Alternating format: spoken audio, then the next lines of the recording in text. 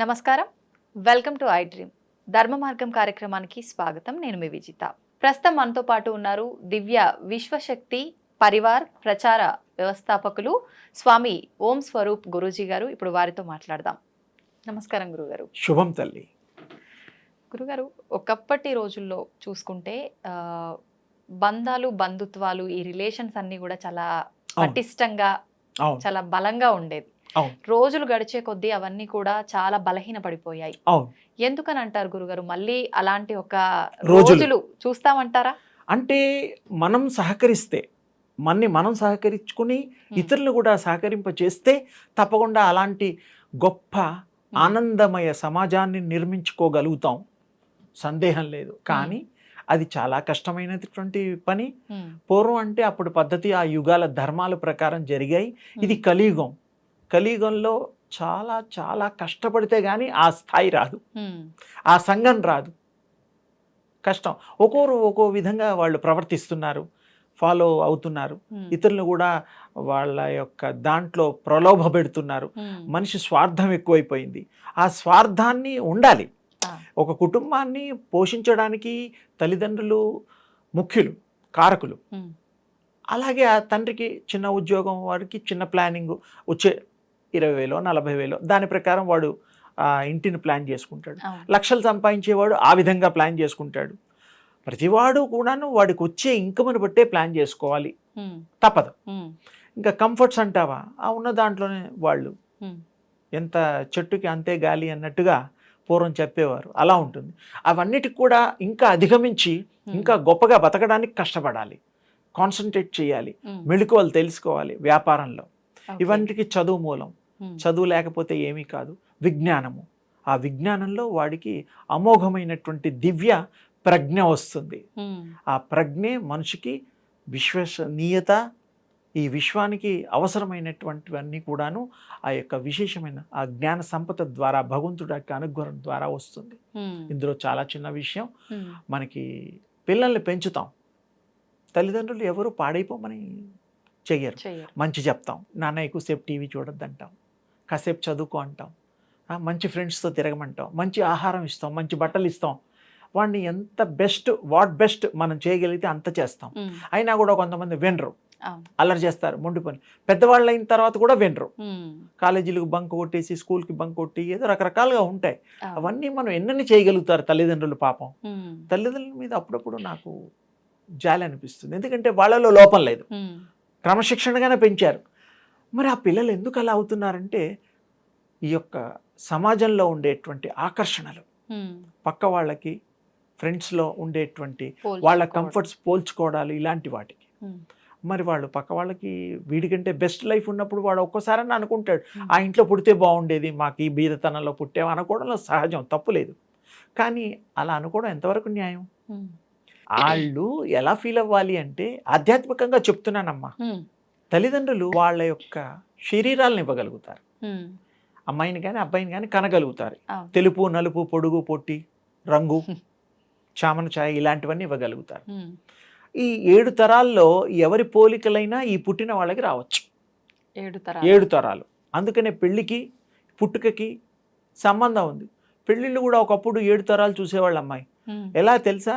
జబ్బులున్నాయా లేదా, సత్సాంప్రదాయమా కాదా, మంచి అలవాట్లు, ఇవన్నీ, వంట బాగా చేస్తుందా, రుచిగా చేస్తుందా, ఇంత లోతుగా వెళ్ళేవారు. మరి వాళ్ళకి గుణాలు, మంచి గుణం ఉందా, పెంకి మొండితనాలు ఉన్నాయా, రాద్ధాంతం చేసేవాళ్ళ?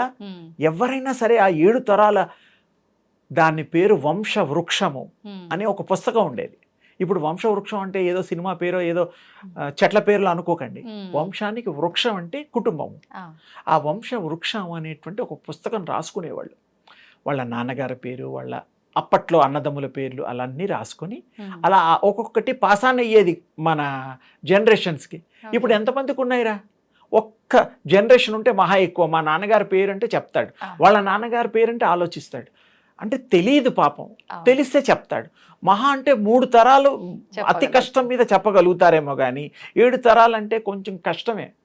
అంటే ఆ పుస్తకాలు లేవుగా, దేవుడి దగ్గర పటాన్ని వెనకాల డ్రాలో ఇంకా ఆ పరిసర ప్రాంతాల్లో ఉండేవి. ఏది వంశవృక్ష అనే పుస్తకాలు. ఓకే. అసలు దేవుళ్ళనే మనం తీసేస్తున్నాం. ఏమనంటే పోస్టర్స్ లాగాను అలా ఇలా పెట్టేసుకుంటున్నాం, ఇష్టం వచ్చిన గుళ్ళకి వెళ్తున్నాం, తప్పులేదు. కానీ అప్పట్లో ఉండే ఆచార వ్యవహారాల్లో మన డిఎన్ఏ జీన్స్ జెనెటిక్గా మనం ఏమిటి మనకి ఇప్పుడు చిన్న చిన్న ఈతి బాధలు, కొంతమందికి డాక్టర్స్ దగ్గరికి వెళ్ళంగానే ఏమడుగుతున్నారు, షుగర్ ఉందనుకోండి, మీ నాన్నకి వాళ్ళకి ఎవరికన్నా ఉందా అబ్బాయి అని అడుగుతున్నారు. అంటే ఏమిటి, వాళ్ళు ఒప్పుకుంటున్నారు there is a DNA, there is a genetic effect. డాక్టర్లు కూడా ఒప్పుకుంటున్నారు కదమ్మా. అందుకని మనం నమ్మాలి. పూర్వం వాళ్ళు అలవాట్లు, వాళ్ళ యొక్క ఇచ్చే సంస్కారాలు మనం పుణికి పుచ్చుకొని మనం అవి ఈ జీవితాంతం కూడా మన పిల్లలకి వాళ్ళ పిల్లలకి ఇలా తరతరాలని పరంపరని మనం చేయాలి. లేకపోతే మరి ఆగిపోతుంది, మనం సనాతన ధర్మం పోతుంది, మానవ సృష్టి పోతుంది, అలవాట్లు అన్నీ మారిపోతాయి. ఇంకొకటి ఇక్కడ మళ్ళీ కొంతమంది ఈ యొక్క కులాల గురించి వాటి గురించి కొంతమంది అపోహలు ఉన్నాయి. సింపుల్గా ఏంటంటే మానవుల కులం ఒకటే, స్త్రీలు పురుషులు అంతే. సరే, ఇంకా రకరకాల వృత్తులను బట్టి వాళ్ళ యొక్క జాతులు బట్టి వర్ణాలు బట్టి కులాలుగా నిర్ణయించారు, సంతోషం. వాటి మీద ఎవరిని ఇబ్బంది పెట్టడం, మానసికంగా వాళ్ళని బాధ పెట్టడం కాదు. మనం సృష్ట్యాది నుండి మానవులు ఒక్కొక్క ఋషికి ఒక్కొక్క సంతానం, ఒక్కొక్క వాళ్ళ ఇంటి పేర్లుగా మారాయి ఇప్పటికీ కూడాను. ఒకప్పుడంతా ఋషి సాంప్రదాయంలో అలా ఉండేవి. అంటే ఏమీ లేదు, వాళ్ళు అప్పట్లో గొప్ప ఇలా పిల్లల్ని కనేవాళ్ళు కాదు. ఇప్పుడు తల్లిదండ్రులు కంటున్నారు ఈ కలియుగంలో, ఇంకా అంతకుముందు కూడా కొంతవరకు కన్నారు. మన రాముడు కృష్ణుడు ఇంకొంచెం వెనక్కి వెళ్తే ఉపాసన చేయడం, యజ్ఞ యాగాదులు చేయడం, డైరెక్ట్గా అగ్నిస్వామి అగ్నిదేవుడే వచ్చి పాయసం ఇవ్వడం, పళ్ళు ఇవ్వడం, ఇలాంటివి జరిగాయి.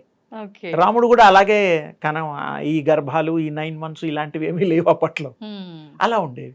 అలాగే ఋషులు అలా గొప్ప దైవ సంపన్నులు వాళ్ళ యొక్క కమండలం నుంచి నీళ్లు తీసుకొని ఇలా సంకల్పం చేసి ఇలా అంటే 20 ఏళ్ల కుర్రాడు, 30 ఏళ్ల కుర్రాడు ఎంత కావాలంటే అంత పుట్టేవాడు, ఇన్స్టెంట్ బేబీస్. అంతేగాని ఇలా పెంచడానికి 20 ఏళ్ళు 30 ఏళ్ళు ఇప్పుడు మనం ఎంత చాకిరీ చేసి ఎంత ఇబ్బంది పడుతున్నాం, అప్పుడేం లేదు. ఇచ్ఛాశక్తి, ఆ శక్తి అంతా యోగం చేస్తే వస్తుంది, తప్పకుండా వస్తుంది. చాలా గొప్పది మన సంస్కృతి, మన దైవత్వము, మన పూర్వ సనాతన ధర్మము, మన భగవంతుళ్ళు. అంటే భగవంతుళ్ళల్లో కూడా ఒక విశేషమైన మాట చెప్తా. ఈ దేవుళ్ళందరిలో కూడా కామన్గా ఉండేది ఏమిటి, శక్తి. శక్తి ఉంటేనే దేవుడు అంటాం. మనలో కూడా శక్తి ఉంటుంది, తక్కువ ఉంటుంది. దేవుడికి ఉండేటువంటి పూర్వజన్మ గుర్తులు మనకు ఉండవు. ఆయనకన్నీ అర్జునుడు మహాభారతంలో యుద్ధంలో అడుగుతాడు, భగవద్గీత చెప్పేటప్పుడు కూడా, నాకు అన్ని జన్మలో గుర్తుంటాయి, నీకు తెలియదు అని ఆ డిఫరెన్స్ గురించి చెప్తాడు. కృష్ణస్వామి యొక్క బోధ ఉంటుంది. అలాగే భగవంతులు అందరికీ ఆ జన్మలన్నీ గుర్తుంటాయి, చిరంజీవులుగా కూడా ఉంటారు వాళ్ళు. ఇప్పుడు మనకి చిరంజీవులు అశ్వత్థామ దగ్గర నుంచి మనం ఉన్నాయి లెక్కలు. ఒక విధంగా ఆత్మ చిరంజీవి అంటాను నేను. ఆత్మకి అసలు అదే చిరంజీవి అవ్వదు అనడానికి మనం రీజన్ లేదు. ఆత్మ బాడీలో ఎంటర్ అవుతుంది, బయటికి వెళ్ళిపోతుంది. ఆ దాన్నే మనం చావు పుట్టుకని మనం అనుకుంటున్నాం. అమ్మాయికి కానీ అబ్బాయికి కానీ ఆ కాళ్ళు చేతులు ఫస్ట్ క్రై కాగానే ప్రాణం వచ్చింది అనుకుంటాం, అంతే కదా. ఫస్ట్ క్రై అనేది ఒకటి మనం మాట్లాడుకుంటాం కదా. అలాగే మరి ఆత్మ ఎంట్రింగ్ వెళ్ళడము ఇవన్నీ కూడాను దాని ఇష్టం. అమ్మా నాన్న పిల్లల్ని కనగలరు, అమ్మాయినా అబ్బాయినా. ఆత్మని కనగలరా చెప్పు నాన్న? ఆత్మని కనే శక్తి వీళ్ళకు ఉంటుందా? నో. వీళ్ళ శరీరాల్ని ఆత్మకి అనుకూలంగా ముందు తయారు చేస్తే జస్ట్ లైక్ రోబోస్ లాగా అన్నీ కూడా ఆ శక్తి వచ్చిన తర్వాత ఈ చలనం వస్తుంది. కాళ్ళు చేతులు అదొక తయారవ్వడం అవన్నీ ఉంది కాదనలా. అసలు 7 నెలల కంప్లీట్ అయిన తర్వాత 6 రోజులు 7 రోజుల మధ్యలో అసలు ఆత్మ ఎంటర్ అవుతుంది. అప్పటి వరకు ఆత్మ రాదు ఈ బాడీలోకి. బ్రహ్మంగారు చెప్పారు, రామకృష్ణ పరమహంస చెప్పాడు, మనం ఏ బ్రహ్మాండ పురాణం కొన్ని అన్నిట్లో డీటెయిల్స్ ఉన్నాయి. అప్పటిదాకా రారు. మనం అనుకున్న కాళ్ళు కూడా ప్రాణం లేకుండా అది తయారయ్యే ప్రకృతికి ఒక పద్ధతి ఉంది. అసలు ఆ యొక్క ఆత్మ ఎంట్రింగ్ అప్పుడు అవుతుంది. 7 months కంప్లీట్ అవ్వాల్సిందే, తప్పదు. అప్పుడు అది కూడా అమ్మా నాన్న గర్భాలు వెతుక్కొని వస్తాయి. అవంతా అదొక లోకం. ఇప్పుడు మనం 3 dimensionలో ఉన్నాం. ఇది ఇంకొక విశేషం. 1, 2, 3 3D 2D అని అనుకుంటూ ఉంటారు లాంగ్వేజ్. కానీ 3 dimension అనే దానికి ఇప్పుడు జర్మనీలు 4th dimension కూడా కనుక్కున్నారు. 4th dimension, 5th dimension. ఈ డైమెన్షన్స్లో మన రావణ బ్రహ్మ, దుర్యోధనుడు, తర్వాత హనుమాన్ స్వామి, వాళ్ళు 9 dimension చూశారు. 9 నవ వ్యాకరణ పండితుడు హనుమంతుడు. నవ వ్యాకరణ పండితుడు. ఇప్పుడు మనం ఒకటే వ్యాకరణం కదా, 9 రకాల వ్యాకరణాలు.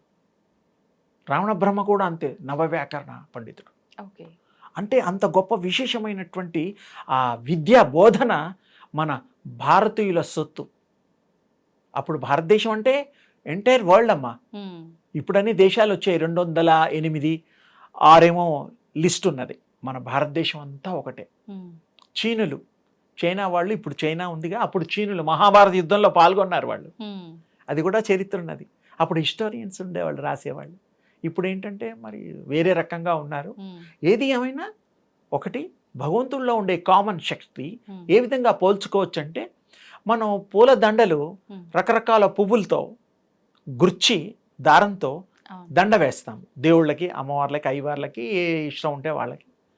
అంటే ఏమిటి, రకరకాల పువ్వులు ఏరి కోరి కూర్చి దండగా మార్చినట్టుగా ఈ దేవతామూర్తులు, మానవ దేహాలు, ఈ స్వరూపాలన్నీ కూడా దివ్య శక్తికి సంబంధించినటువంటి ఆ అంశాలు. ఆ శక్తి లేకపోతే మనం లేం. అది చాలా గొప్పది. అందుకని ఏంటంటే భగవంతుడు కూడా ఆ దివ్య శక్తి స్వరూపుడు కాబట్టి, కారణ జన్ములు కాబట్టి, మనం కూడా కారణ జన్ములమే. ఓ పర్పస్కి వస్తున్నాం. కొంతమందిని అనడానికి ఏం లేదమ్మాయి, వేర్ ఆల్. చెప్పండి, మీరు మీ పర్పస్ లేకుండా ఈ జన్మ లేదు మీకు. నో.